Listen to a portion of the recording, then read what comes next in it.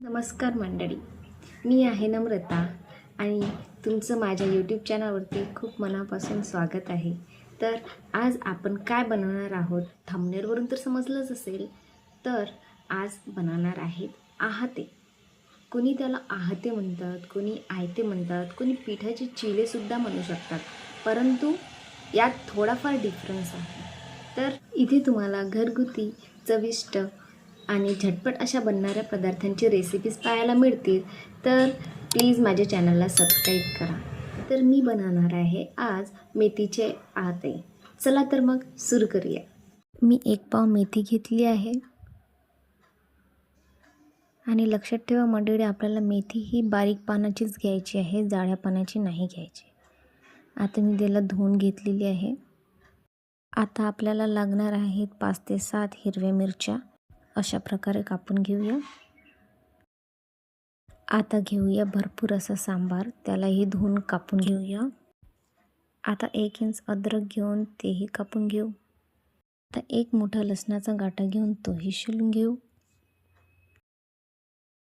आता ह्या सर्व गोष्टी मिक्सरमध्ये टाकून वाटून घेऊया. वाटण करताना अर्धा चम्मच जिरेसुद्धा टाकायचे.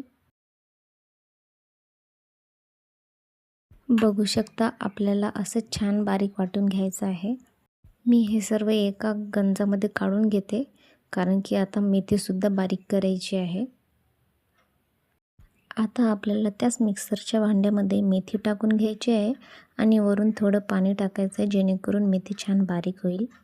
आपल्याला थोडीच मेथी टाकून बारीक करून घ्यायची आहे.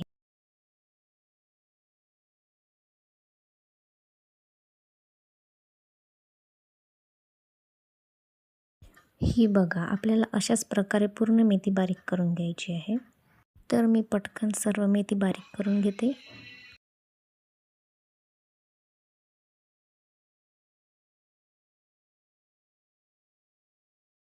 आपण जी मेथी आणि मिरचीचं मिश्रण बनवलं तर त्याला एकजीव करून घेऊया. आता यात 2 ते 2.5 वाटी तांदळाचं पीठ घालायचं.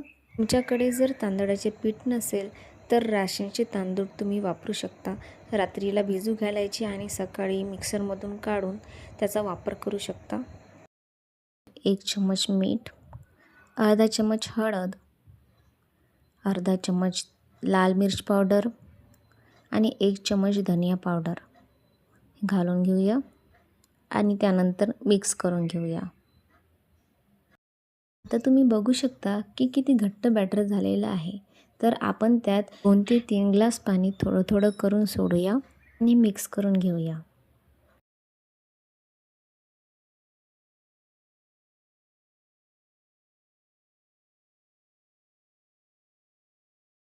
तर ही बघा, आपल्याला अशा प्रकारची बॅटरची कन्सिस्टन्सी हवी आहे. आता आपण गॅसवरती नॉनस्टिक तवा गरम करायला ठेवूया.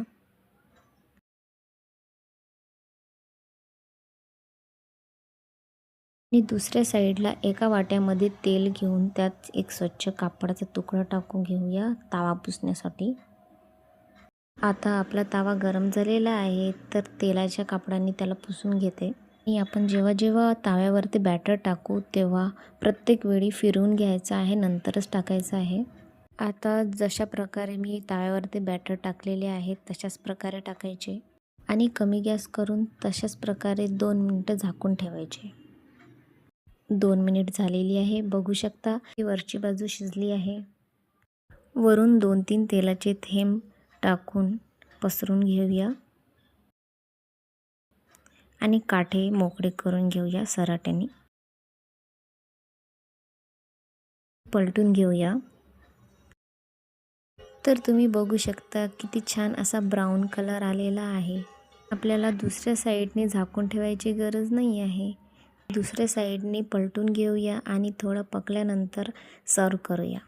आहाते हे चटपटे असतात, त्यामुळे त्यासोबत कोणती चटणी वगैरे करण्याची गरज नाही पडत. पण तुम्हाला तरीही वाटत असेल तर तुम्ही शेंगदाण्याची खोबऱ्याची चटणी बनवून त्यासोबत खाऊ शकता. तुम्हाला वाटत असेल ते बनायला खूप वेळ लागतात, परंतु एकदा बनल्यानंतर खूप छान अशी टेस्ट येते.